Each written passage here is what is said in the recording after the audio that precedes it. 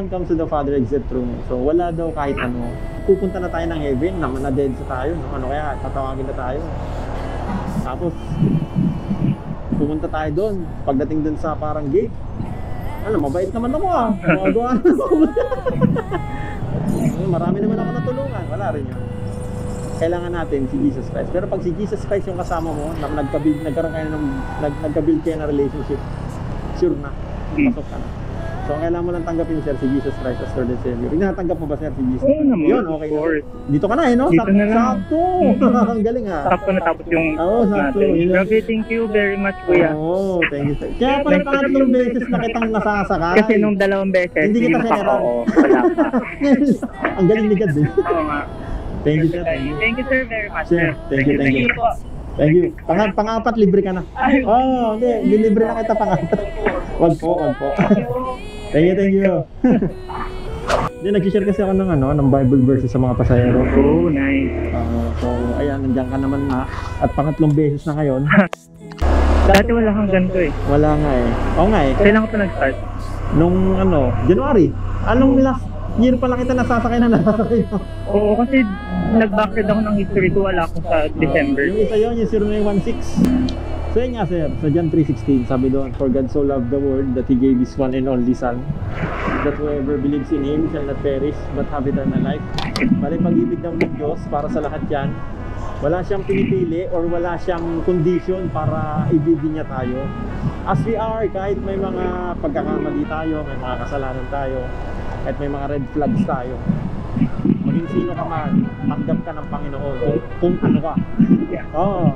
Kasi yun naman yung sabi niya, di ba? Oo, tama. So paano niya dinemonstrate yung love niya sa atin? Dinemonstrate niya yung love niya sa atin sa pamamagitan ng pagbibigay ng kanyang bugtong na anak, di ba? Kasi sabi niya doon that He gave His one and only Son, or His only begotten Son. Yun. So ba't niya binigay? Kasi lahat tayo, ayaw niya tayong mapahamak. Bakit tayo mapapahamak? Kasi lahat tayo nagkasala na, sir. May kilala ka bang walang kasalanan? Wala. Wala, lahat tayo. Diba? Kahit maliit o malaki yung kasalanan natin, kasalanan pa rin yun. Ang bagsak nun sa lugar ng paghihirap or mas kilala natin sa pangalang impyerno. Impyerno ang bagsak, panik. Bali, magnakaw ka ng piso, magnakaw ka ng 1,000,000, same. Kasalanan yun, pag nanakaw yun. Pagkasala ka ng malaki, pagkasala ka ng maliit, same pa rin yun, impyerno pa rin ang bagsak. Kaya wala rin tayong karapatang man-judge ng ibang tao. Kasi lahat naman tayo nagkasala, ba't may judge yung ibang tao? Reminder lang yun na huwag tayo man-judge talaga. Dahil pare-para sa'yo mga kasalanan. Ayun yung ginawa ni God, inalay niya si Jesus Christ bilang tagapagligtas natin, tumubos sa kasalanan natin. Kasi naman kita dati, hindi no? Hindi pa po. Kaya siguro, binabalik-balik ka sa akin. Perfect timing. Oo. Ano yung kailangan natin gawin? Kung may binigay, tanggapin. Binigay. Ang binibigay ni God is forgiveness. Sino bang ayaw mapatawad? Lahat tayo pinatawad. So accept natin yung forgiveness na ino-offer ni God through Jesus Christ. Kaya yung ginawa ni Jesus Christ, di ba? Nagpakapako sa krus, namatay para sa kasalanan natin. Para malinis tayo sa kasalanan. Inako niya yung kasalanan natin. So paano natin ngayon, kung na-demonstrate niya yung love niya sa pamamagitan nun, so paano natin i-demonstrate yung naniniwala tayo kay Jesus Christ? Acknowledge natin, accept natin yung forgiveness na ino-offer.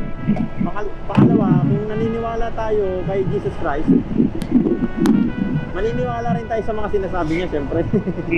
Isa nga dun sa mga sinabi niya is yung John 14:6. Sabi niya sa John 14:6, I am the way, the truth, and the life. No one comes to the Father except through me. So I am the way, wala naman talagang ibang way to heaven, siya lang, kasi siya lang naman yung nag-iisang nagligtas sa atin sa kapahamakan or tumubos sa atin sa mga kasalanan natin. Inako niya lahat yun. Then pwede rin yung way na kunyari may mga problema tayo na gustong lusutan or gustong gawa ng paraan, pero naubos na yung mga ways natin to solve the problem. As tayo, hingi tayo ng guidance kay Lord. Sa Bible niya lang din naman ituturo yun, or minsan gagamit siya ng ibang tao para tulungan tayo magawa ng paraan yung mga problema natin. And second, I am the truth. Sabi niya doon, yung truth na yun, 1 plus 1 equals 2, absolute yun, walang ibang katotohanan. Hindi naman niya sinabi na I am one of the truth Diba? Hindi rin niya naman sinabi na, sabi niya din, I am one of the ways. Sabihin lang siya. So, I am the life. Ito, paano tong I am the life na to? Itong I am the life, ang buhay na gusto niyang matamasa natin is ganito. Stress-free. Oh, di ba? Sino bang ayaw nun? Hindi naman stress-free. Stressless na lang. Bawas yung, hindi masyado na-stress. May peace of mind. Kahit ang daming problema, yung anxiety natin o yung sobrang pag-iisip, tsaka yung depression, mawawala yan. Ano pa? May kapahingahan. Pansin mo, di ba, kahit nagpapahinga ka, pero pagising mo, parang pagod ka pa din. Hindi na kaya ng katawan mo yung pahinga. Kasi hindi lang naman yung katawan nyo napapagod. Yung spiritual din natin, yung soul din natin napapagod din yan. Hindi naman siya napapagod, pero nangangailangan ng pagkain, kaya nangihina. Wait, ano yung pagkain? Siyempre, word ni God. O ito, meron ka na. John 3:16, tsaka John 14:6. Meron ka na. So, next is contentment.